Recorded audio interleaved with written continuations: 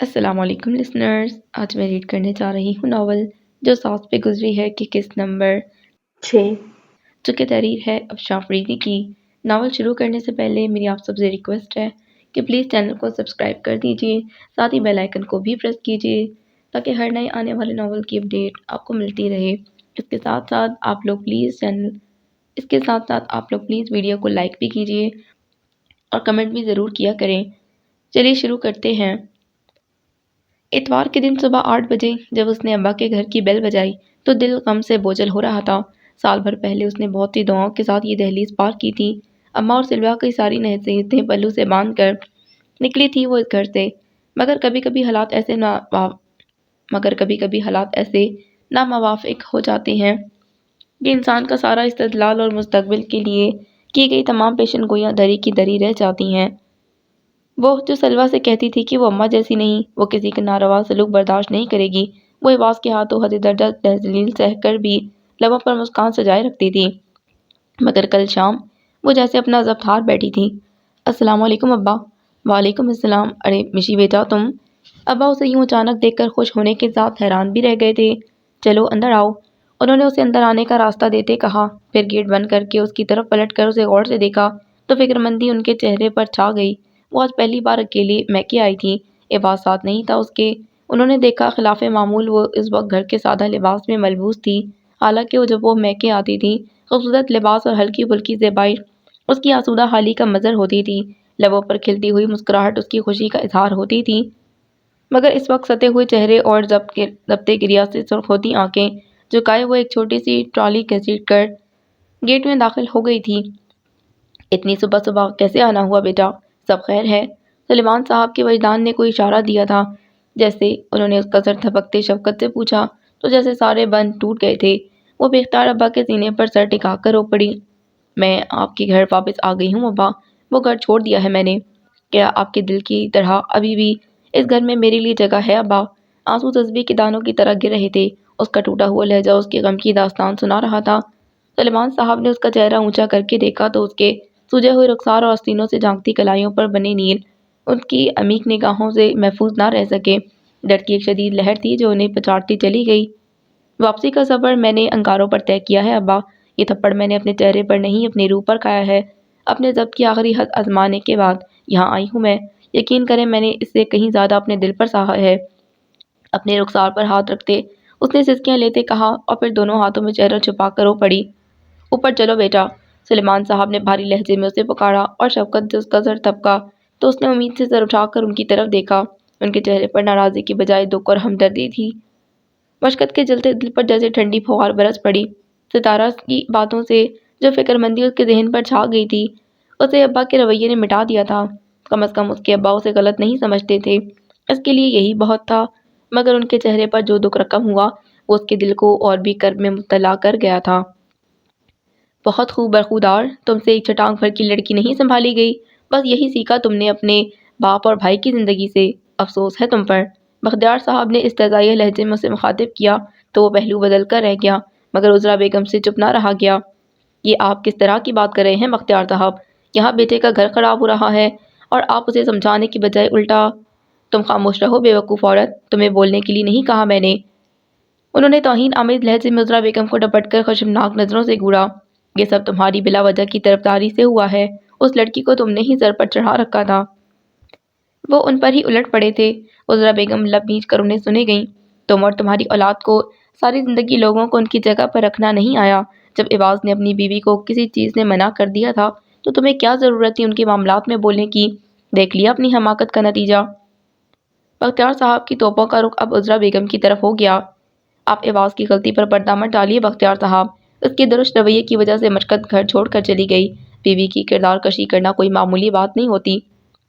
آج عذرا بیگم کا تحمل بھی ان سے دامن چڑھا گیا تھا۔ وہ سخت ناراضی سے بولی تھی، جس کے نتیجے میں بختیار صاحب نے بیٹے کو جانچتی نگاہوں سے گھورا۔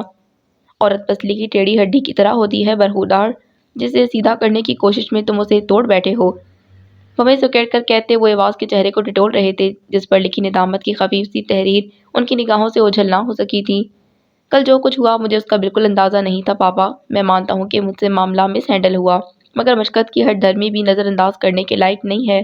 شادی کے اس ایک سال میں آج تک وہ میرے مزاج کو سمجھ نہیں سکی اور کل تو بس یکدم بختیار صاحب نے اسے ٹوک کر خاموش کرا دیا۔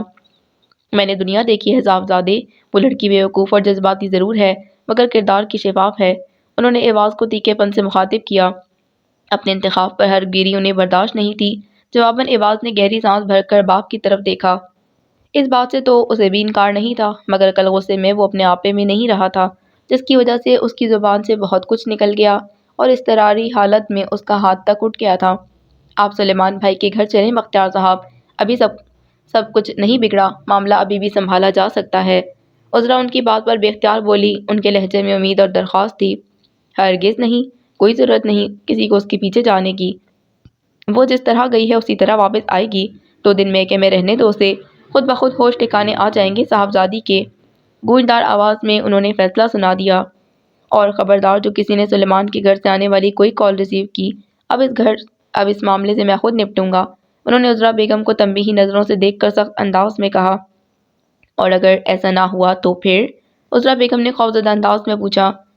تو پھر جس طرح میں اسے اس گھر میں لایا تھا اسی طرح نکال باہر بھی کر سکتا ہوں۔ بختیار صاحب کے لہجے میں چٹانوں کی سی سختی اور چہرے پر پتریلے تاثرات تھے جنہوں نے عذرا بیگم کو دہلا کر رکھ دیا، اور ہل تو ایواز بختیار بھی گیا تھا۔ وہ لڑکی پورا 1 سال اس کی شریک حیات کی حیثیت سے اس کے ساتھ رہی تھی، جس کی محبت نے ایواز کے دل کی فصیلوں میں کہیں نہ کہیں نقب ضرور لگائی تھی، اور اس بات کا احساس اسے باپ کے بے رحمانہ فیصلے نے دلا دیا تھا۔ کیا وہ مشکل سلیمان سے دستبردار ہو سکے گا؟ اس کے اندر سوال جواب شروع ہو گئے تھے۔ مشکت کے گھر واپس آ جانے سے گھر میں کھویا صفِ ماتم بچ گئی تھی۔ یہ سب کچھ ان سب کے لیے اچانک اور اندروناک تھا کہ اس حادثے سے سنبھلنا بہت دشوار تھا۔ مگر یہ کیسے ہو سکتا ہے سلیمان؟ ایواز تو بہت بامروت، بہت با اخلاق بچہ ہے، اس نے تو کبھی سخت لہجے میں بات تک نہیں کی مشی سے۔ سنبل بیگم کے لیے اس بات پر یقین کرنا ایسا ہی مشکل تھا جیسے سورج کا رات میں نکلنا۔ اتنا ایجوکیٹڈ انسان کس طرح ایسا برتاؤ کر سکتا ہے کسی کے ساتھ، اپنی بیوی کے ساتھ؟ سنبل ماں تھیں، ان کا کلیجہ چلنی ہوا جا رہا تھا۔ سلیمان صاحب بمشکل خود پر ضبط کیے بیٹھے تھے۔ بیٹی کے رخسار پر چھپے انگلیوں کے نشان اور کلائیوں پر پڑے نیر ان کے دل میں شگاف ڈال گئے تھے۔ بعض انسان پیاز کی طرح ہوتے ہیں سنبل، جن پر بہت سی پرتیں چڑھی ہوتی ہیں، انہیں سمجھانا پہچاننا آسان نہیں ہوتا۔ درد ان کے چہرے سے عیاں تھا۔ مگر مشی نے تو کبھی بتایا بھی نہیں، ہمیں بھنک تک نہ پڑنے دی کہ وہ اس سب سے گزر رہی ہے۔ ہم تو ہمیشہ اسے خود سمجھتے رہے۔ سنبل کو بیٹی کا غم کھائے جا رہا تھا۔ کیسے بتاتی وہ ہمیں اپنا دکھ ہم سے شیئر کر کے وہ ہمیں تکلیف نہیں دینا چاہتی تھی۔ صبر کے نام پر جبر سہنے کی جو سیکھ معاشرہ بیٹیوں کو دیتا ہے، اس کے بعد وہ اپنے حق کے لیے بولنے کے بجائے سمجھوتے کے راستے پر قدم رکھ دیتی ہیں، اور پھر یہ سمجھوتا ان کے استحصال کی وجہ بنتا چلا جاتا ہے۔ سلیمان صاحب کے لہجے میں دکھ بول رہا تھا۔ سنبل اس بات پر بے اختیار ہو پڑی۔ سمجھوتے اور صبر کے نام پر ظلم سہنے کی روایت تو خود انہوں نے بھی ڈال رکھی تھی۔ ساری زندگی بیٹیوں کو یہی سکھایا کہ گھر بنانے کے لیے تکلیف دہ باتوں کو سہنے سے سسرال میں قدم مضبوط ہوتے ہیں، شوہر کے دل میں جگہ بن جاتی ہے۔ مگر وہ یہ نہیں جانتی تھیں کہ ہر عورت کی نصیب میں سلیمان صاحب جیسا مرد نہیں ہوتا جو بیوی کی قربانیوں کا قدر شناس ہو۔ کچھ لوگ قربانیاں دینے والوں کو ہی قربان کر ڈالتے ہیں۔ مشکت کے حصے میں ایک ایسا ہی شخص آیا تھا جس کے رنگ میں رنگنے کی کوشش میں اس کی اپنی شخصیت کملا کر رہ گئی تھی۔ یا اللہ مجھے حوصلہ دے اور صحیح فیصلہ کرنے کی توفیق عطا فرما۔ سلیمان صاحب نے شریک حیات کو روتا دیکھ کر بے اختیار دعا کی تھی۔ ساتھ ہی ان کی سماعتوں میں مشکت کی انسنی سزکیاں بھی ابھر رہی تھیں۔ جب سے وہ گھر آئی تھی اور اس نے اپنا فیصلہ گھر والوں کے سامنے رکھا تھا، کوئی بھی اسے اس بارے میں بات نہیں کرتا تھا، مگر سلوا سے رہا نہیں گیا۔ اس دن وہ اس کے پاس آ بیٹھی۔ کیا یہ تمہارا آخری فیصلہ ہے مشی؟ کیا واقعی تم ایواز بھائی سے ڈائیورس لینا چاہتی ہو؟ سلوا کے چہرے پر شدید اداسی تحریر تھی۔ ایواز اور مشکت کا کپل اس کے لیے ایک مثالی جوڑا تھا۔ وہ ان کو دیکھ دیکھ کر خوش ہوا کرتی تھی۔ کبھی سوچا بھی نہیں تھا کہ صرف 1 سال بعد اس کی بہن یوں دریدہ دل لیے اپنا واپس آ جائے گی۔ مجھے اس گھر میں دوبارہ نہیں جانا سلوا۔ وہ گھر کسی عقوبت خانے سے کم نہیں، وہاں ہر روز میری روح کو زخمی کیا جاتا۔ اس نے بھیگے لہجے میں اپنا فیصلہ دہرا دیا تھا۔ اور وہ محبت جو تمہیں ایواز بھائی سے ہے، اس کا کیا کرو گی؟ سلوا کا سوال کسی تیر کی طرح نوکیلا تھا۔ وہ اس کی غمگسار اور مزاج شناس تھی، جانتی تھی کہ علیحدگی کا فیصلہ خواہ مشکت کے ذہن نے کیا ہے، مگر دل ان کا اب بھی باقی ہے۔ محبت کے نام پر اپنی عزت کا سودا مجھے گوارا نہیں سلوا۔ جتنی محبت مجھے ایواز سے ہے اس سے کم سہی، مگر تھوڑا بہت پیار مجھے اپنی عزت نفس اور اپنے پندار سے بھی ہے۔ ناخن سے بیڈ شیٹ کے ڈیزائن کو کھرچتے ہوئے وہ بہت آہستگی سے بول رہی تھی، بشی کیا تم ایک بار ایواز بھائی سے مل کر اس معاملے کو حل کرنے کی کوشش نہیں کرنا چاہو گی؟ سلوا نے ایک بار پھر سوال کر ڈالا تو اس نے یکدم نظر اٹھا کر سلوا کو دیکھا۔ اصل مسئلہ ہی تو ایواز اور ان کا ایٹیٹیوڈ ہے، وہ بھلا کیا حل دے سکیں گے؟ اماں صحیح کہا کرتی تھیں سلوا کہ سسرال والے چاہے جتنے بھی برے کیوں نہ ہوں، اگر شوہر قدر کرنے والا اور چاہنے والا ہو تو عورت آگ کا دریا بھی پار کر جاتی ہے، لیکن جب زندگی کا ساتھی ہی زندگی سے بیزار کر دے تو پھر کہنے اور سننے کے لیے کچھ نہیں بچتا۔ تکے تکے لہجے میں کہہ کر اس نے کوئی بات ہی ختم کر دی۔ سلوا کو لگا کہ اس کے پاس بھی کہنے کو الفاظ نہیں بچے تھے۔ آئے میرے اللہ، یہ میں کیا سن رہی ہوں میرے مالک، یہ کیسا غضب ہو گیا؟ آپا بیگم دروازے سے ہی ہائے ویلا کرتی اندر داخل ہوئی تھی۔ ان کی آہو بکا نے گھر کے سوگوار سکوت کی چادر کو چاک کر دیا تھا۔ ارے سنبل، یہ سب سننے سے پہلے میں مر کیوں نہ گئی؟ سنبل بیگم رنجیدگی سے گہری سانس بھر کر آپا بیگم کے استقبال کے لیے اٹھ کر دروازے تک آئیں، جن کی نوحہ خوانی سے ان کا اپنا دل ٹکڑے ٹکڑے ہوئے جا رہا تھا۔ گزرے 2 مہینوں میں ایواز یا اس کے گھر والوں کی طرف سے کوئی پیش رفت نہ ہوئی تھی، بلکہ سلیمان صاحب اور سنبل صاحبہ کی فون کال کا بھی ان کی جانب سے کوئی جواب نہ آیا۔ ان کی یہ خاموشی اس بات کا مظہر تھی کہ وہ سب ایواز کے اس ظالمانہ رویے کو حق بجانب سمجھتے ہیں، جس سے مشکت کے موقف کی تصدیق مل گئی تھی۔ بس آپا کیا کریں، ہماری بچی کے نصیب میں شاید یہی لکھا تھا۔ سنبل بیگم ٹوٹے ہوئے لہجے میں بولی تھیں۔ ارے تو نصیب کے اس لکھے کو بدلنے کی کوشش تو کرو نا۔ یہ کیا کہ بچی نے آ کر جو سیاہ سفید بتا دیا اس پر تم سب بھی راضی ہو کر بیٹھ گئے ہو؟ ارے میں کہتی ہوں بختیار اور عذرا کو بلواؤ اور جا کر ان سے بات کرو، کوئی مذاق ہے شادی؟ آپا بیگم تڑک کر بولی تھیں۔ ان لوگوں نے ابھی تک ہم سے کوئی رابطہ نہیں کیا آپا بیگم، اور ہماری کال کا بھی کوئی جواب نہیں آیا ان کی طرف سے۔ ارے تو تمہیں پتہ تو کرنا چاہیے تھا نا کہ آخر اصل معاملہ ہے کیا؟ محض ایک طرف کی بات سن کر فیصلہ کرنا تو حماقت ہے۔ آپا بیگم کے لہجے میں کڑواہٹ تھی۔ جس حال میں مشکت گھر واپس آئی تھی آپا بیگم، اس کے بعد مزید کچھ جاننے کی ضرورت نہیں رہی۔ سنبل بیگم نے بمشکل تحمل کا دامن تھام کر انہیں جواب دیا تھا۔ وہی تو میں کہہ رہی ہوں کہ آخر ایسی کیا بات ہو گئی تھی کہ نوبت ہاتھ اٹھانے تک آ گئی؟ آپا بیگم کا انداز ہنوز تھا۔ سچ تو یہ ہے کہ مرد کو زبان دراز عورت کبھی بھی اچھی نہیں لگتی۔ برا مت ماننا سنبل، تم لوگوں نے مشکت کو کچھ زیادہ ہی سر چڑھا رکھا ہے۔ ایسی لاڈوں میں پلنے والی نازک مزاج لڑکیوں کے لیے گھر بسانا بہت مشکل ہوتا ہے۔ اسے تو سگی پھوپھی کی بات ناگوار گزرتی تھی، تو سوچو شوہر کو تو وہ 10 باتیں سنا ڈالتی ہوگی۔ آپا بیگم نے بغیر لگی لپٹی رکھے الزام ان کی تربیت پر دھر دیا۔ ایسی بات نہیں آپا بیگم، مشکت نے حد الامکان نبھانے کی کوشش کی تھی۔ ہاں تو کوشش کرنا بھی چاہیے تھی، کیا وہ نہیں جانتی کہ اس سے چھوٹی بہن ابھی گھر پر بیٹھی ہے؟ اللہ نہ کرے اگر اسے طلاق ہو گئی تو سلوا کا کیا مستقبل ہوگا؟ ابھی تو مشکت کی شادی پر لیا قرض بھی ادا نہیں ہوا کہ وہ چھوٹی سی بات کا فسانہ بنا کر گھر آ بیٹھی ہے۔ آپا بیگم نے ان کی بات کاٹ دی تھی۔ ان کا بے رحم تبصرہ سنبل بیگم کا کلیجہ نوچ گیا۔ بیوی پر ہاتھ اٹھانا آپ کے نزدیک چھوٹی بات ہے آپا بیگم؟ حیرت اور دکھ سے پوچھا تھا انہوں نے۔ میں نے یہ نہیں کہا، مگر یہ نوبت آئی ہی کیوں؟ تمہیں یہ بھی تو مشکت سے پوچھنا چاہیے تھا نا۔ سنبل بیگم کے ملامت آمیز سوال پر آپا بیگم کا لہجہ کوئی دھیما ہو گیا تھا۔ دیکھو سنبل، گھر بسانے کے لیے عورت کو بہت ضبط سے کام لینا ہوتا ہے۔ اب ہر کوئی تمہاری طرح خوش نصیب تو نہیں ہوتا نا کہ شوہر کو آسانی سے مٹھی میں کر لے۔ کچھ عورتوں کو اس کام کے لیے بہت پاپڑ بیلنا پڑتے ہیں، وہ طنز سے کہہ گئی تھیں۔ تمہاری بچی میں صبر کی کمی ہے، تم مشکت کو سمجھاؤ کہ ضد چھوڑ کر مفاہمت کا راستہ اپنائے۔ شادی کوئی گڈے گڑیا کا کھیل نہیں کہ جب چاہا کھیلا جب چاہا چھوڑ دیا۔ پہلے ہی اتنی مشکل سے سلیمان کے سر سے ایک بوجھ اترا تھا، کیا وہ پھر ذمہ داری بن کر آ گئی ہے؟ بات صرف مشکت کی نہیں آپا بیگم، خود ایواز اور بختیار بھائی نے جس طرح خاموشی اختیار کر رکھی ہے اس سے صاف ظاہر ہے کہ وہ لوگ بھی مصالحت نہیں چاہتے۔ تو وہ نہیں چاہتے، مگر تم تو چاہو، بیٹی کے ماں باپ ہو تم دونوں۔ جبکہ بختیار اور عذرا کا کیا ہے؟ بیٹا ان کا اعلیٰ تعلیم یافتہ ہے، جوان اور خوبرو ہے، انہیں اپنے بیٹے کے لیے ایک چھوڑو 2 اچھے رشتے اور مل جائیں گے۔ مگر مشکت لڑکی ہے، آج کل کنواری لڑکیوں کو بیاہنا مشکل ہے، متعلقہ اور بیوہ کا تو پوچھو ہی مت۔ آپا بیگم نے سنبل کی بات پر کرارے لہجے میں انہیں خوب سنائی تھی۔ رہ گئی بختیار میاں اور عذرا کی بات تو ان کی تم فکر مت کرو، میں عمر کے ابا سے کہہ کر تم سب کی ملاقات کا بندوبست کرتی ہوں تاکہ اس مسئلے کو حل کیا جا سکے۔ لیکن آپا بیگم، لیکن چھوڑو اور جو میں نے کہا وہ کرو۔ تم ادھر مشکت کو سمجھاؤ، ادھر میں ایواز کے گھر والوں سے رابطہ کرنے کی کوشش کرتی ہوں۔ بیاہی بیٹیوں کو یوں گھر بٹھایا نہیں جاتا۔ وہ فیصلہ کن لہجے میں کہتے اٹھنے لگی تھی کہ کمرے میں داخل ہوتے سلیمان صاحب نے انہیں ٹوک دیا۔ اس کی کوئی ضرورت نہیں آپا بیگم، مجھے اپنی بیٹی کا فیصلہ منظور ہے۔ جو شخص میری بیٹی کو عزت نہ دے سکے، میں اس کے ہاتھ میں اپنی بچی کا ہاتھ نہیں دے سکتا۔ ہمیشہ کی طرح مؤدب انداز تھا ان کا، مگر لہجہ فیصلہ کن تھا۔ مشکت ابھی کم عمر ہے سلیمان، مگر تم عقل اور شعور والے ہو اور ایسی باتیں کر رہے ہو، میں یہ سوچ بھی نہیں سکتی تھی۔ تمہیں اچھی طرح علم ہے کہ اس معاشرے میں طلاق یافتہ بیٹی کا کیا مقام ہے، رل جاتی ہے وہ۔ اس بے درد معاشرے کی خاطر میں اپنی بیٹی کو ایک بے حس انسان کے ساتھ زندگی گزارنے پر مجبور نہیں کر سکتا آپا بیگم۔ یہ معاشرہ ظالم ہو سکتا ہے مگر میں نہیں، میں اس کا باپ ہوں۔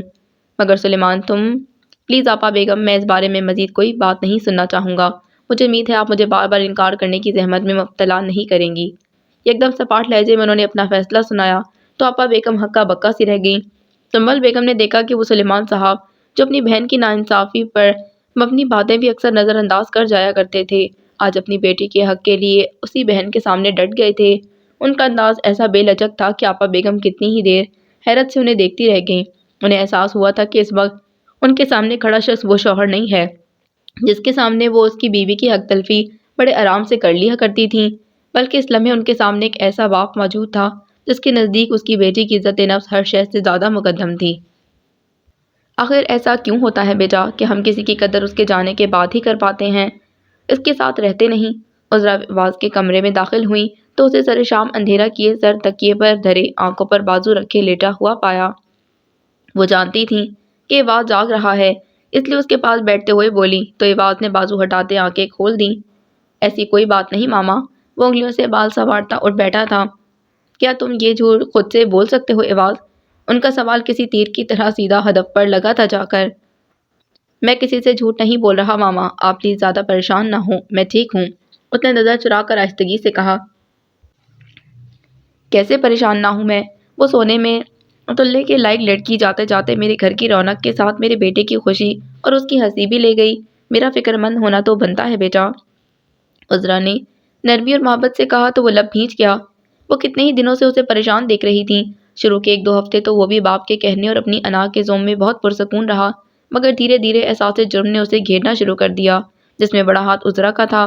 وہ جو ہی اسے اکیلا پاتی ہلکے پھلکے انداز میں سمجھانے کی کوشش کرتی، مشکت کے اوصاف اور ایواز کی غلطیوں کی نشاندہی کرتی۔ انہوں نے اسے باور کروایا تھا کہ اس نے مشکت کو عذرا یا ستارہ جیسا سمجھ کر بہت بڑی غلطی کی ہے۔ یقیناً وہ محبت تو کرتی تھی ایواز سے، مگر ظلم سہنے کی بھی ایک حد تھی اس کی۔ وہ سمجھ گیا تھا کہ انسان گھوڑے کی سواری تو کر سکتا ہے مگر شیر کی نہیں۔ اس پر بیجا تنقید اور پابندیاں لگا کر اس نے اسے خود سے دور کر دیا تھا۔ وہ اپنی پسند کا کھا سکتی تھی، نہ پی سکتی تھی، نہ پہن اوڑھ سکتی تھی، ہنس سکتی تھی، نہ بول سکتی تھی۔ ایواز نے اسے اپنی پسند کے سانچے میں ڈالنے کی کوشش میں اس کی اصل شخصیت کو مسخ کر ڈالا تھا، مگر وہ اس ذہنی تشدد کو بھی جھیل گئی، مگر اپنے کردار پر حرف گیری اور خود پر ایواز کا ہاتھ اٹھانا وہ برداشت نہیں کر سکی تھی۔ اب ایسی بھی کوئی بات نہیں ماما، میں بس ذرا تھک گیا تھا اس لیے سستانے کے لیے لیٹ گیا۔ انسان اکیلے چلتے چلتے تھک ہی جاتا ہے بیٹا، تنہا تو بس ایک اللہ کی ذات ہی رہ سکتی ہے۔ ہمیں تو ہمارے رب نے اپنے شریک حیات کے ذریعے مکمل کیا ہے، تو بھلا ہم اس کے بغیر کیسے خوش رہ سکتے ہیں؟ وہ رسانیت سے بولی۔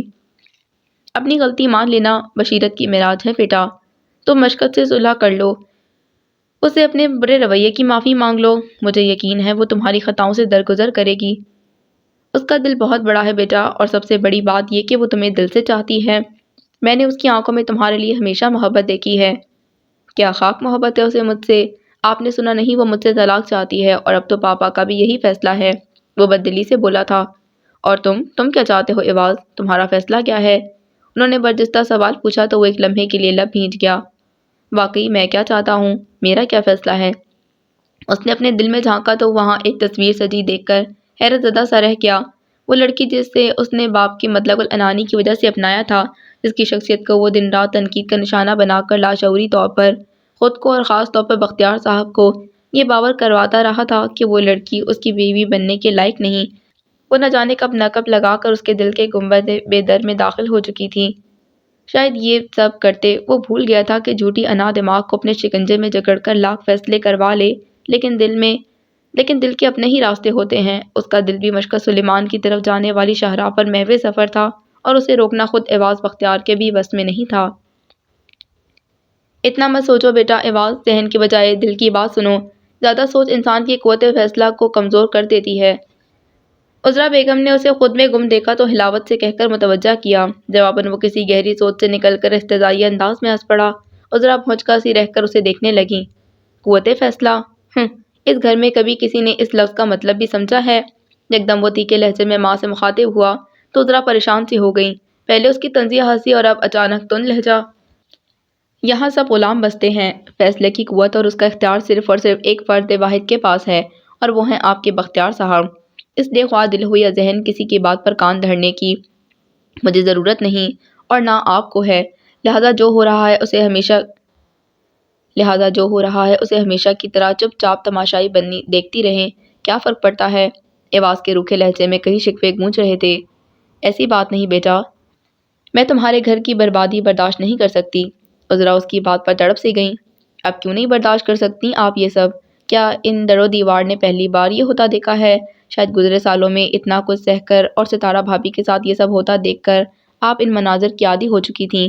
اس بار نظارہ ذرا بدلا ہے تو آپ پریشان ہو گئی ہیں۔ ایواز کا طنزی انداز ان کی سمجھ سے بالا تر تھا۔ ایسا بالکل نہیں ہے بیٹا۔ در حقیقت جو سنگ دلانہ رویہ تم نے مشقت کے ساتھ روا رکھا، مجھے شدید قلق ہے اس کا۔ وہ بے اختیار مدافعانہ لہجے میں بولی۔ تو کیا آپ کے خیال میں سنگ دل ہوں؟ یکدم ایواز کے لہجے میں کانچ کی کرچیوں جیسی چبھن محسوس ہونے لگی تھی۔ اس نے شہادت کی انگلی سے اپنی جانب اشارہ کرتے خفگی بھری نگاہوں سے ماں کو دیکھا تھا۔ ہاں ایسا ہی ہے، عذرا بیگم نے گہری سانس بھر کر صاف گوئی سے کہا۔ لہجے میں تھکن واضح تھی۔ تو مجھے ایسا بنانے والا ہے کون؟ کس کے سر جاتا ہے یہ صحرا؟ اس نے پرتپش نظروں سے انہیں دیکھتے ہوئے سوال کیا تو وہ رنجیدہ سی ہو گئیں۔ مجھے بہت افسوس ہے کہ تم دونوں بھائیوں نے اپنے پاپا کی روش ہی اپنائی۔ میری تربیت پر خون غالب آ گیا، وہ تعصب سے کہہ گئیں۔ غلط کہا آپ نے ماما، مجھے ایسا بنانے والا سوائے آپ کے کوئی اور نہیں۔ یکدم ایواز نے ٹھنڈے ٹھار لہجے میں انگلی سے ان کی طرف اشارہ کرتے کہا تو وہ شردر سی رہ گئیں۔ یہ تم کیا کہہ رہے ہو ایواز بیٹا؟ الفاظ ٹوٹ کر ان کے لبوں سے نکلے تھے۔ صحیح کہہ رہا ہوں میں، جواب میں وہ قطعیت سے بولا۔ آپ کو یاد ہے جب میری عمر صرف 8 سال تھی اور ایک دن غصے میں پاپا نے آپ پر ہاتھ اٹھایا؟ اس دن صرف آپ کی خاطر، آپ کی محبت سے مجبور ہو کر میں نے اپنے سے دگنے قد اور 4 گنا زیادہ طاقت والے اپنے ہی پاپا کا ہاتھ کاٹ لیا تھا۔ اس وقت میری سمجھ میں اور کچھ نہیں آ رہا تھا کہ میں آپ کو کیسے ان کے تشدد سے بچاؤں۔ کچھ یاد ہے تب آپ نے کیا کیا تھا؟ وہ انہیں ماضی میں لے جا کر سوال کر رہا تھا۔ عذرا بیگم کی آنکھوں کے سامنے یکدم وہ منظر جیسے کسی فلم کی مانند چلنے لگا۔ پاپا سے پہلے آپ نے میرے گال پر ایک تھپڑ رسید کیا تھا کہ میں نے اپنے باپ پر ہاتھ کیوں اٹھایا، اور صرف یہی نہیں بلکہ جب پاپا نے مجھے اپنے چمڑے کی بیلٹ سے پیٹا تو آپ چپ چاپ کھڑی رہیں۔ یہ تھی آپ کی وہ خاموش تربیت جس نے مجھے سمجھایا کہ ظلم سہنا ہی عورت کا نصیب ہے، نہ اس کی کوئی عزت نفس ہے اور نہ ہی توقیر۔ اس لیے اس دن کے بعد نہ میں کبھی آپ کے لیے بولا اور نہ ہی کبھی مجھے ستارہ بھابھی پر ترس آیا۔ اگر کبھی یا پاپا یا عباد بھائی کے بے رحم سلوک پر دل میں ہمدردی کی کوئی لہر اٹھی بھی تو اپنے گال پر پڑنے والے آپ کے تھپڑ نے اس رحم کا نام و نشان ہی مٹا دیا۔ ایواز بولا تو پھر رکا نہیں۔ عذرا کو اس کی آنکھوں میں ہلکی سی نمی تیرتی دکھائی دی، جیسے وہ 28 سال کا جوان مرد نہیں 10 سالہ چھوٹا سا ایواز ہو۔ اس لیے پلیز میرا رشتہ خراب ہونے کا الزام کسی کو مت دیں، جسے پہلے پاپا کی مطلق العنانی نے زبردستی جوڑنے پر مجبور کیا اور اب آپ کی خود ترسی اسے اس نہج پر لے آئی ہے۔ اگر میرے گھر کی بربادی کی وجہ میرا رویہ ہے تو اس کا اصل ریزن در حقیقت آپ ہے ماما۔ حد درجہ ذلت سہ کر بھی آپ نے کبھی احتجاج نہیں کیا، بلکہ اپنے حق میں اٹھنے والی میری کمزور آواز بھی آپ نے ہی دبائی۔ ایواز جیسے پھٹ پڑا تھا۔ عذرا متوحش سے اسے دیکھنے لگیں۔ وہ سوچ بھی نہیں سکتی تھی کہ ایواز کے دل میں اتنا زہر بھرا ہوا ہوگا۔ وہ اتنی پرانی بات آج تک نہیں بھولا تھا۔ میں نے یہ سب اپنا گھر بچانے کے لیے کیا ہے بیٹا ایواز۔ میں نہیں چاہتی تھی کہ جیسے میں نے بروکن فیملی کا بچہ ہونے کے باعث جو تکالیف جھیلی ہیں تم تینوں بہن بھائی بھی اس سے گزرو۔ عذرا نے متورم لہجے میں صفائی دی۔ ان تکالیف سے بچانے کے لیے آپ نے ہمیں اس سے بھی بدتر گزارا ماما۔ اپنے والدین کو علیحدہ دیکھنے سے زیادہ تکلیف دے اپنی ماں پر اپنے باپ کو ظلم کرتا دیکھنا۔ کاش آپ یہ سمجھ سکتی وہ اذیت۔ ایواز کے چہرے پر گزری ساعتوں میں سہے جانے والے کرب کے اندروناک سائل لرز رہے تھے۔ اور تم وہ کرب نہیں محسوس کر سکتے جس سے میں تمہاری نانی امی اور تمہارے نانا ابو کی ڈائیورس کی وجہ سے گزری۔ خود بتاؤ کیا کرتی میں، کیسے طلاق لے لیتی تمہارے پاپا سے۔ تم جانتے ہو حلال چیزوں میں اللہ سبحانہ و تعالیٰ کو سب سے زیادہ ناپسند طلاق ہے۔ عذرا نے درد سے چور لہجے میں اپنا مطمع نظر واضح کرنے کی کوشش کی۔ ناپسند ہے مگر حرام نہیں ہے، آپ نے تو اللہ کے حلال کو حرام کر لیا ہے اپنے لیے۔ ایواز کا انداز لو ٹوک تھا۔ میں ایسا کرتی تو تمہارے پاپا تم سب کو مجھ سے چھین لیتے، تم لوگوں کی شکلیں دیکھنے کو ترسا دیتے۔ آنسو ان کی آنکھوں سے جاری تھے، وہ دلگیر لہجے میں اپنی مجبوری بتا رہی تھیں۔ ہمیں نہ دیکھ پانا کیا اس سے بہتر نہیں ہوتا جو کچھ آپ آج دیکھنے پر مجبور ہیں؟ وہ سپاٹ لہجے میں پوچھ رہا تھا۔ تمہارے لیے یہ کہنا آسان ہے بیٹا، کیونکہ ابھی تمہاری کوئی اولاد نہیں ہے۔ اولاد کی جدائی کیا ہوتی ہے تم نہیں سمجھ سکتے۔ عذرا رونے لگی تھیں۔ اچھا ہے کوئی اولاد نہیں میری، ایک برا باپ بننے سے بہتر ہے میں بے اولاد رہوں، وہ صفاقی سے بولا۔ ایسا مت کہو ایواز، عذرا بیٹے کی بات پر تڑپ گئی۔ اولاد تو آنکھوں کی ٹھنڈک ہوتی ہے، اور آنکھوں کی یہ ٹھنڈک انسان کی کمزوری بن جاتی ہے جس کے ذریعے اسے بلیک میل کیا جاتا ہے۔ ایواز کا انداز ہنوز تھا۔ ہاں یہ تو سچ کہا تم نے، صرف ایک ہفتے کے لیے تمہارے پاپا نے بات کو میری گود سے چھین کر مجھے میکے بھیج دیا تھا۔ وہ دن کیسے کٹے تھے میں تمہیں بتا بھی نہیں سکتی ایواز، یوں لگتا تھا جیسے میرا دل پھٹ جائے گا۔ اس کے بے رحم جملے پر ایک لمحے کے لیے انہوں نے اسے دیکھا، پھر افسردگی سے بولی، تو بس ٹھیک ہے، اگر آپ چاہتی ہیں کہ آپ کی بہو کے ساتھ یہ سب نہ ہو تو پھر چھوڑیں یہ فکر، ہونے دے جو ہو رہا ہے۔ ایواز نے یکدم خود سری سے جواب دیا تو عذرا خوفزدہ سی اسے دیکھتی رہ گئی۔ یہ تم اندھیرے میں بیٹھی کیا کر رہی ہو عذرا؟ عشاء کا وقت ہونے والا ہے، لائٹ کیوں بند کر رکھی ہے تم نے؟ بختیار صاحب نے کمرے میں داخل ہوتے ہی لائٹ آن کی تو یکدم کمرہ روشنی میں نہا گیا۔ صوفے پر نیم دراز عذرا بیگم نے آنکھوں پر دھڑا بازو ہٹا کر ایک نظر سامنے کھڑے شوہر کو دیکھا اور تھکے تھکے انداز میں اٹھ بیٹھی۔ اندھیرے میں تو میں ابھی تک جی رہی تھی بختیار صاحب، آج پتہ چلا جسے اجالا سمجھا وہ محض نظر کا دھوکہ تھا، سب کچھ گوا کر ہوش میں آئی ہوں میں۔ عجیب کھوئے کھوئے لہجے میں انہیں جواب دیا تو بختیار صاحب نے چونک کر ان کی طرف نظر گھمائی۔ کوٹ اتارتے ان کے ہاتھ لمحہ بھر کے لیے تھم گئے تھے۔ خیریت، یہ کیسی بہکی بہکی باتیں کر رہی ہو تم؟ دماغ تو ٹھکانے پر ہے تمہارا؟ کرخت لہجے میں نہایت بیزاری سے پوچھا تھا انہوں نے۔ دل و دماغ کچھ بھی اب ٹھکانے پر نہیں بختیار صاحب، بھلا بتائیے اس شخص کے دل کی کیا حالت ہوگی جسے ساحل پر پہنچتے ہی کسی طوفان کے حوالے کر دیا جائے۔ ڈبائی نظروں سے انہیں دیکھتے ہوئے وہ واقعی خود سے غافل محسوس ہو رہی تھیں۔ بختیار صاحب کو ایک دم سنگینی کا احساس ہوا، وہ ایک قدم بڑھا کر عذرا کی طرف آئے۔ تمہیں ہوا کیا ہے عذرا، سب ٹھیک تو ہے؟ ان کے چہرے پر شدید رنج کے آثار دیکھ کر وہ کچھ پریشان ہو چلے تھے مگر اسے ظاہر نہ کرتے بیزاری سے سوال کیا۔ میری زندگی بھر کی کمائی لوٹ گئی بختیار صاحب، اور آپ پوچھتے ہیں سب ٹھیک ہے؟ یکدم وہ دونوں ہاتھوں میں چہرہ چھپا کر پھوٹ پھوٹ کر رو پڑیں۔ ایواز کی الزام تراشی ان کے لیے دشنام درازی سے کم نہ تھی۔ اس کے دو دھاری تلوار ایسے سچ نے آج ان کا کلیجہ چھلنی کر دیا تھا۔ جس اولاد کی خاطر انہوں نے اتنا کرب سہا وہی ان سے نالاں تھی، وہ سوچ بھی نہیں سکتی تھیں کہ ان کی تمام تر قربانیوں کا یہ صلہ ملے گا۔ ایواز ان کا شکر گزار ہونے کی بجائے ان سے شاکی تھا، اپنے گھر کو بچانے کی کوشش میں جانے انجانے میں اپنے بیٹے کا گھر اجاڑنے کا سبب بن گئی تھی۔ کم از کم ایواز کی سوچ تو یہی تھی جس نے ان کے دل کو کسی آبلے میں بدل دیا تھا۔ او ہو، آخر ہوا کیا ہے تمہیں؟ پاگل تو نہیں ہو گئی کہیں؟ ان کا یوں بلک بلک کر رونا بختیار صاحب کو فکر مند کر گیا۔ جھنجھلا کر ان سے پوچھا جو بے دردی سے آنسو بہائے چلی جا رہی تھیں۔ میرے بیٹے کا گھر تباہی کے دہانے پر کھڑا ہے بختیار، دکھ سے پاگل نہ ہو جاؤں تو اور کیا کروں، جبکہ اس بربادی کا ذمہ دار کوئی اور نہیں ہم ہیں۔ ہم اپنے بیٹے کے گھر کو ٹوٹنے سے نہیں بچا پا رہے۔ چہرے سے ہاتھ ہٹاتے انہوں نے دلگیر لہجے میں شوہر کے سامنے دل کھول کر رکھ دیا، جس پر بختیار صاحب کے چہرے کے تاثرات یکدم سرد ہو گئے۔ کسی کا گھر بچانا ہماری ذمہ داری نہیں، ہم نے اس کی شادی کر دی تھی، وہ خود نہیں نبھا پایا، اس نے نبھانا ہی نہیں چاہا، تو یہ تمہارا سر درد نہیں۔ بہرحال تم اپنے آپ کو سنبھالو، ایواز مرد ہے، اس کا گھر اگر ایک بار ٹوٹ بھی گیا تو دوبارہ بس جائے گا، تمہیں اس کی فکر کرنے کی کوئی ضرورت نہیں۔ آئندہ میں اس موضوع پر کچھ نہیں سننا چاہوں گا۔ انہوں نے لہجہ بدل دیا، بے دردی اور تحکم سے کہا، مگر مشی بہت، بس میں نے کہہ دیا نا کہ اس موضوع پر میں مزید کچھ نہیں سنوں گا، اب اٹھو اور جا کر منہ دھو اور پھر میرے لیے کافی بنا کر لاؤ۔ عذرا بیگم نے مزید کچھ نہ کہا اور وہ بری طرح چراغ پا ہو گئے۔ اسی انداز میں انہیں حکم دیا تو وہ انہیں چند ثانیے بے بسی سے دیکھتے رہنے کے بعد درد سے چور دل تھامے کمرے سے نکل گئیں۔ اس گھر کے تینوں مردوں نے انہیں بری طرح مایوس کیا تھا۔ تو پھر تم نے کیا سوچا ایواز؟ آخر کب تک مشی اپنے میکے میں رہے گی؟ اگلے دن وہ سب کچھ بھلا کر ایک بار پھر ایواز کے کمرے میں چلی آئی تھیں۔ آفس سے واپس آ کر حسب معمول ایواز اپنے کمرے میں چلا گیا۔ آج بھی کھانا کھانے سے انکار کر دیا تھا اس نے۔ عذرا اس کے پیچھے چلی آئی تھیں۔ مجھے نہیں پتا، میں نے نہ اسے گھر سے نکالا ہے اور نہ میں اسے لینے جاؤں گا۔ یوں بھی بقول اس کے وہ یہ گھر ہمیشہ کے لیے چھوڑ گئی ہے۔ بوٹ کے تسمے کھولتے اس نے بیزاری سے جواب دیا تھا۔ تو کیا تم مشکت کو طلاق دے دو گے؟ عذرا نے خوفزدہ لہجے میں پوچھا۔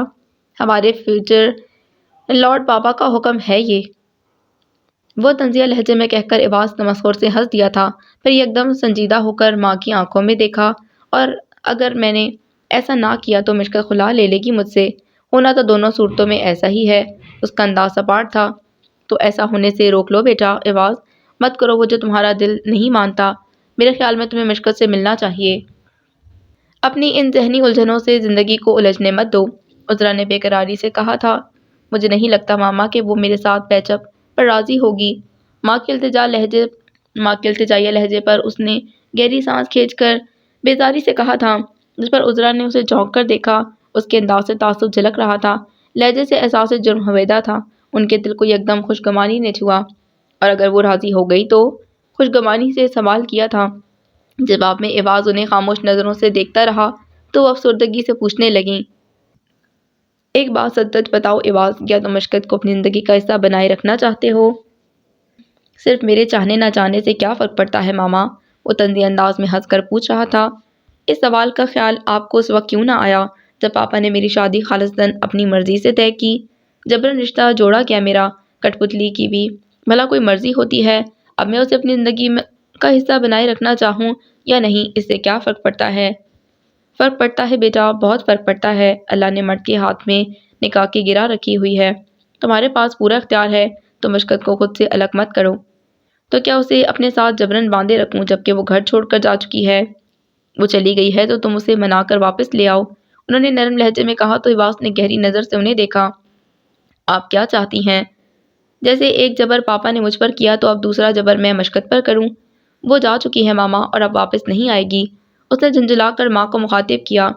عذرا نے دیکھا اس کی آنکھوں میں ملال تیر رہا تھا۔ اصل سوال یہ نہیں ہے کہ وہ آئے گی یا نہیں، اصل بات یہ ہے کہ کیا تم اسے واپس لانا چاہتے ہو؟ وہ پوچھ رہی تھیں۔ جواب میں ایواز کی خاموشی کمرے میں گونجنے لگی۔ عذرا ماں تھیں، بیٹے کی آنکھوں میں جھانک کر دیکھا تو اس کے دل کی رضا کو پا گئیں۔ خواہ کسی کے جبر سے جڑا تھا یہ رشتہ یا اللہ کی قدر سے، مگر اب تو اسے ٹوٹنے سے بچانے کی ہر ممکن کوشش کروں گی، کیونکہ میں جان گئی ہوں میرے بیٹے کی خوشی کس چیز میں ہے۔ بس تم ایک وعدہ کرو کہ اس بار اس پیاری لڑکی کو روٹھنے نہ دو گے، وہ کہہ رہی تھیں۔ بیٹے کے دل کا راز پا گئی تھیں، اس کے چہرے پر بہت کچھ لکھا نظر آ رہا تھا۔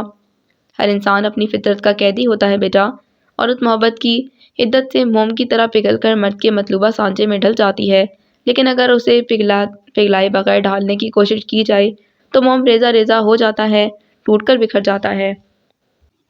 مشکت کوئی کپڑے کا ٹکڑا نہیں، تم اسے کاٹ چھانٹ کر اپنے مطابق بنا لو گے۔ وہ ایک جیتا جاگتا مکمل انسان ہے، اپنی پسند ناپسند، دل اور دماغ سمیت ایک کامل شخصیت۔ تمہیں اسے اس کی اصل شخصیت سمیت قبول کرنا ہوگا۔ بہت نرم لہجے میں وہ خاموش بیٹھے ایواز کو سمجھا رہی تھیں۔ یہی وجہ ہے کہ اسلام شادی کے بعد عورت کو اپنے نام کے ساتھ والد کا نام ہٹا کر شوہر کا نام لگانے کو نہیں کہتا۔ جانتے ہو کیوں؟ کیونکہ اسلام جو ایک دین فطرت ہے وہ یہ مانتا ہے کہ عورت جہاں سے آئی ہے اور جیسی وہ ہے اسے خود کو مکمل تبدیل نہیں کرنا، شوہر کو بھی اس کے مزاج کے ساتھ ایڈجسٹ کرنا ہوگا۔ تالی دونوں ہاتھوں سے بجتی ہے، گھر بنانے کی ساری ذمہ داری صرف عورت کی نہیں ہوتی، مرد کی طرح عورت بھی ایک انسان ہے، اس کے بھی شوہر پر بالکل ویسے ہی حقوق ہیں جیسے شوہر کے اس پر ہیں۔ رفتہ رفتہ آپا بیگم کے طفیل پورے خاندان کو اس کے میکے لوٹ آنے کی خبر ہو گئی۔ سارا دن اماں فون پر لوگوں کو صفائیاں دیتی اور فکر مندی سے گہری سانسیں بھرتی نظر آتی تو اس کا دل کٹ کر رہ جاتا۔ جتنے منہ تھے اتنی ہی باتیں اس پر مستعد سلوا کے لیے آنے والے رشتے نے سنبل بیگم کے تفکر میں اضافہ کر رکھا تھا۔ یہ لوگ آپا بیگم کے جاننے والوں میں سے تھے اور ان کے توسط ہی یہ رشتہ آیا ہوا تھا، جس کی وجہ سے گھر میں ان کی آمد و رفت میں اضافہ ہو گیا تھا، ساتھ ہی مشکت کی مشکلوں میں بھی۔ وہ آتے جاتے اسے مصالحت کے لیے اکساتی رہتی۔ دیکھو سنبل، کل لڑکے والے آ رہے ہیں، اب ان کو یہ مت بتا دینا کہ مشکت اپنا گھر خراب کر کے میں کیا بیٹھی ہے، وہ بہت وزیدار لوگ ہیں، ایسے گھر میں رشتہ کبھی نہیں کریں گے جہاں بڑی بہن شادی کے 1 سال کے اندر ہی طلاق لینے پر تلی بیٹھی ہے۔ ایسی باتیں کب چھپتی ہیں آپا بیگم؟ رشتے ناتوں کے معاملے میں جھوٹ بولنا بھی نہیں چاہیے۔ رہ گئی مشقت کی بات تو وہ کون سا اپنی خوشی سے میکے لوٹ کر آئی ہے۔ سنبل بیگم کا دل ان کی ایسی باتوں پر پارا پارا ہو جاتا۔ جھوٹ بولنے کا کب کہہ رہی ہوں میں، بس سچ بتانے سے گریز کرنا۔ اب تمہاری ناعقبت اندیش بیٹی نے جو بغیر سوچے سمجھے یہ قدم اٹھا لیا ہے تو اس پر ملمہ تو ہمیں ہی کرنا ہے نا۔ جواب میں آپا بیگم نے انتہائی تلخ لہجے میں انہیں جواب دیا۔ اندر اپنے کمرے میں نماز پڑھ کر دعا مانگتی مشقت کے ہاتھ یہ سب سن کر ہوا میں ہی مولک رہ گئے تھے۔ ارے کیا زمانہ آ گیا ہے، ایک ہمارا دور تھا، ابا جان نے میرے سسر صاحب سے شادی والے دن یہ کہہ کر مجھے رخصت کیا کہ ہڈیاں ہماری، گوشت آپ کا ہے، اور مجال ہے کبھی میں نے سسرال کی کوئی شکایت میکے میں آ کر کی ہو۔ اماں جی کی سخت ہدایت تھی کہ اگر ہنستی مسکراتی آؤ گی تو میرے گھر کے دروازے کھلے ہیں، اور جو شکوے شکایت کا ارادہ ہے تو بی اپنے گھر ہی رہنا۔ یہ انداز ہوتا تھا تربیت کا، تبھی تو گھر بستے بھی تھے۔ ان کی پاٹ دار آواز اور کاٹ دار لہجہ مشقت کی سماعتوں کو تار تار کر گیا۔ سنبل بیگم کی تربیت پر ایک بار پھر حرف گیری کر گئی تھی وہ۔ ہر ایک کا اپنا اپنا نصیب ہوتا ہے آپا بیگم۔ یوں بھی بھائی صاحب کا مزاج بہت نرم ہے، انہوں نے کبھی اونچی آواز میں بات بھی تو نہیں کی آپ سے۔ ہاں تو میں نے ایسی نوبت ہی کب آنے دی، گھر گرہستی سیکھ کر سسرال میں قدم رکھا۔ اب یہی دیکھ لو کہ تمہاری بیٹی تو شوہر کو سلیقے سے ناشتہ تک بنا کر نہ دے سکی۔ کتنا سمجھایا تھا تمہیں کہ بیٹی کو کچھ گھرداری سکھاؤ، مگر اسے موئی باغبانی سے ہی فرصت نہ تھی، بقیہ کسر زبان نے پوری کر دی۔ آپا بیگم زخم چھیلنے میں ماہر تھیں، سنبل بے بس سے انہیں سننے پر مجبور تھیں۔ قسمت انہیں ایسے مقام پر لے آئی تھی کہ ان کا کوئی بھی حرف معتبر نہ رہا تھا۔ ہر میاں بیوی میں ناراضگیاں ہو جاتی ہیں، مگر ان کو اس نوبت تک نہ آنے دینا یہ عورت کا کام ہوتا ہے۔ آپا بیگم نے مزید جرکا لگایا۔ ایسا نہیں ہے آپا بیگم، سب کچھ برداشت اور خاموشی سے سہا مشی نے، مگر تالی دونوں ہاتھ سے بجتی ہے۔ یوں بھی میاں بیوی سائیکل کے دو پہیوں کی مانند ہوتے ہیں، محض ایک پہیے کے سہارے سفر نہیں طے کیا جا سکتا۔ سنبل بیگم نے گہری افسردگی سے کہا، صحیح کہا، لیکن کوشش ہمیں ضرور کرنا چاہیے۔ یہ کیا طریقہ ہوا کہ ادھر سسرال میں کوئی مسئلہ ہوا، ادھر میکے آ کر بیٹھ گئے؟ آپا بیگم نے بیزاری کا اظہار کرتے کہا تو سنبل آہ بھر کر رہ گئی۔ اب انہیں کیا بتاتی کہ مشقت نے تو کبھی ایک لفظ تک بتا کر نہ دیا تھا کہ وہ کن حالات سے گزر رہی ہے، حتیٰ کہ پانی سر سے گزر گیا۔ آپا بیگم آج کل ہر دوسرے دن گھر آ جاتی اور اسی طرح مشقت اور سنبل کا کلیجہ چھلنی کرتی رہتی۔ آج بھی ان کی باتوں سے مشقت کا دل کرچی کرچی ہو گیا تھا۔ حد ہو گئی ہے مشی، یہ کیا تم کمرے میں اندھیرا کیے بیٹھی رہتی ہو؟ اٹھو فوراً، دیکھو تو باہر کتنا پیارا موسم ہے۔ سلوا نے آ کر کھٹاکھٹ کھڑکیوں کے پردے سکیڑتے تحکم سے کہا تو وہ کسل مندی سے اٹھ بیٹھی۔ پھوپھی بیگم چلی گئیں؟ اس نے پوچھا تھا۔ ہاں کچھ دیر ہوئی، کھانا کھا کر چلی گئیں وہ۔ تمہیں پوچھ رہی تھیں تم کھانے کے ٹیبل پر کیوں نہیں آئیں؟ بس ایسے ہی آنکھ لگ گئی تھی اس لیے۔ یہ تم نے جھوٹ کب سے بولنا شروع کر دیا مشی؟ حالات کو فیس کرنے کے بجائے تم خود کو کسی گناہ کی طرح چھپانے پر کمر بستہ ہو، یہ درست رویہ نہیں۔ سلوا نرمی سے کہتی اس کے پاس آ بیٹھی تھی۔ تو پھر کیا کروں سلوا، تم ہی بتاؤ، لوگوں کے طعنے کیسے برداشت کروں؟ یقین کرو یہ سب اس تکلیف سے کم نہیں جو میں نے آواز کے گھر اٹھائی ہے۔ یہاں تو اپنوں کے الفاظ کسی زہریلی برچی کی مانند میرے اندر، میرے دل میں اتر کر مجھے اذیت پہنچا رہے ہیں۔ وہ داسی سے بولی تو سلوا لب بھینچ کر اسے دیکھنے لگی۔ اندازہ تھا کہ اسی بات نے اسے رنجیدہ کیا ہوگا۔ تم پھوپھی بیگم کی باتوں کو دل سے مت لگاؤ مشی، ہم سب جانتے ہیں انہیں ایسی باتیں کرنے کی عادت ہے، وہ ہمیشہ سے ایسے ہی ہیں۔